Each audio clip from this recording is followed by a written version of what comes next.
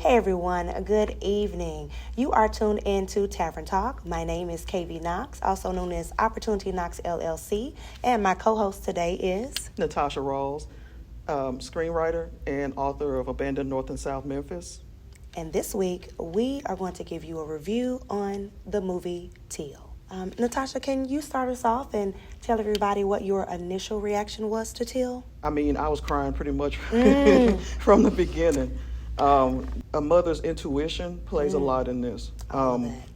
She just knew something was going to happen. The whole time you're sitting, at least I was, I think we were sitting pensive. Like when he got on the train, I'll just say that you just knew that was the last time she would see him.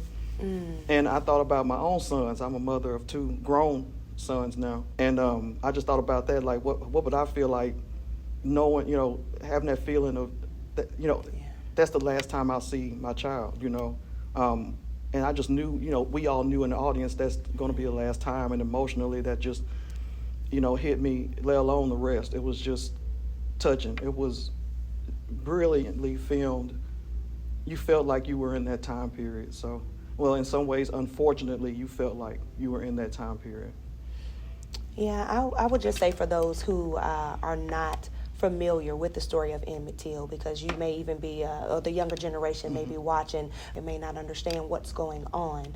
But to know that in those times, things were so different. Yes. We're talking about a time where you had, black people on this side, white people on this side. You couldn't sit together. You couldn't eat together. You couldn't drink from the same water fountain. And I know that the generation or the younger generation of today couldn't even fathom that, because everybody is together and they hang together and do so many things together.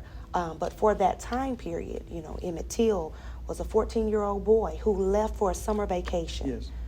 Just for 2 weeks. Summer vacation. Exactly. To leave Chicago, go to Mississippi, and to hang with his cousins that he hadn't seen in so long. He was known as a city boy to them because he's coming down south. So, of course, during that time frame, you got to pick cotton, you got to do things like that. And so he wasn't used to any of that and didn't understand a lot of those things. And you're right, that mother's intuition, that mother's woman's intuition. She knew something wasn't right. And it was like, I really don't want my child to be gone for 2 weeks away from me. And to know that the day before he was supposed to leave, basically you go to the neighborhood store, you get some candy, and he's a young boy fascinated by pretty much a beautiful woman that was in front of him. And him being from Chicago, where you can speak freely, if you will, to just say, wow, you look just like a movie star. As any kid would say if they saw somebody that resembled an actual star. And for it to go and turn quickly. So to see everything that happened with that, for a woman to go home and tell her husband, he did this or said this to me, and it didn't even happen as exaggerated as she gave. But to see it played out, definitely kudos to everybody in this film. The director was Chinonye Chukwu. When you're looking at Whoopi Goldberg, you are looking at Danielle, who is the lead actress there. Oh my gosh, I haven't seen her since Tyler Perry's The Have and the Have-Nots. And to see her not be a gangster, if you will, and to be that hard kind of gangster woman, but to see her have a softer, feminine side. If you ever heard a mother cry. Yes, that grabbed me. Her wails. That's exactly, you see yourself as a mother reacting in that same way. You see your son mutilated, maimed that way, all from head to toe. And when she fainted, I felt that it was just horrendous, that the whole time I was just like, my heart was beating actually from almost the beginning when she put him on that train. My heart was just doing this for some reason, because I know the reason, because you just know, and the whole time I'm like, oh my God, this is about to happen, and I felt for her the entire film. Danielle did an amazing, incredible job.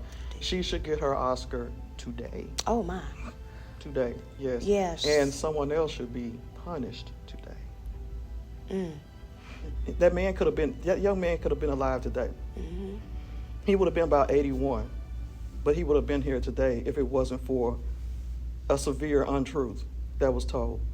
And no one paid for that, in the right way. And so I'm sorry, I do believe that someone should pay for that.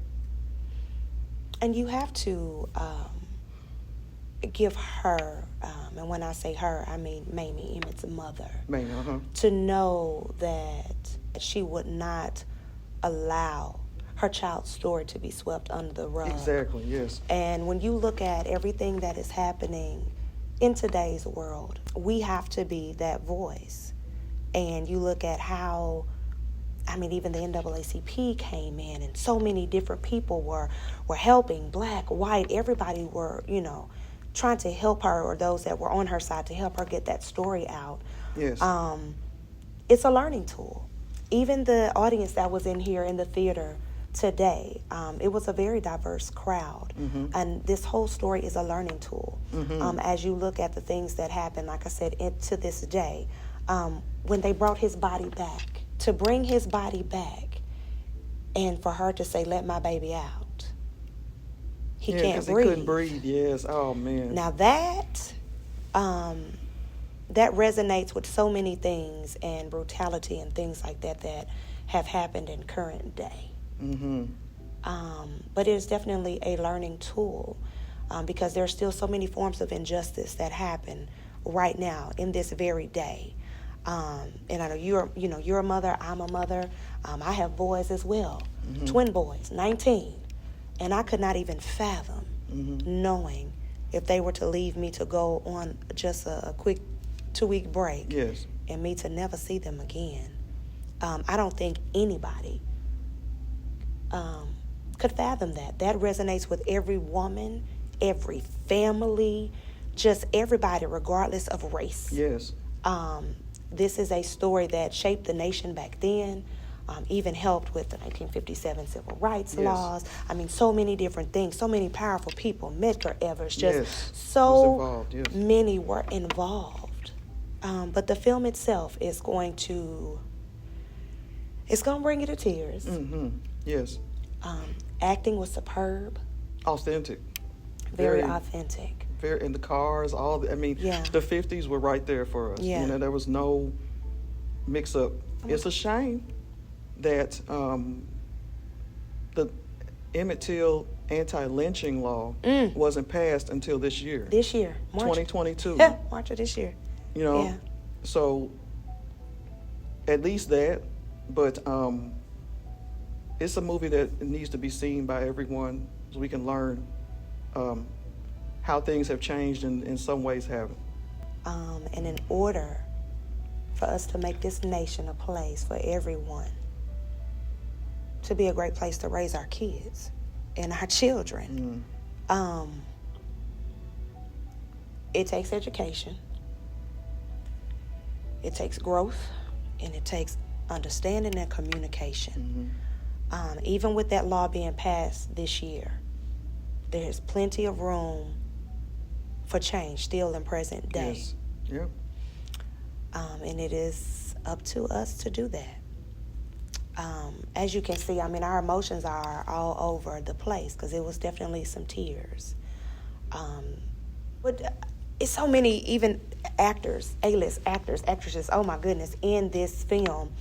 Everybody did a good job. No part was too big or too small. Yes. Everybody's part went together. You're looking at Jalen Hall, who is an All-American.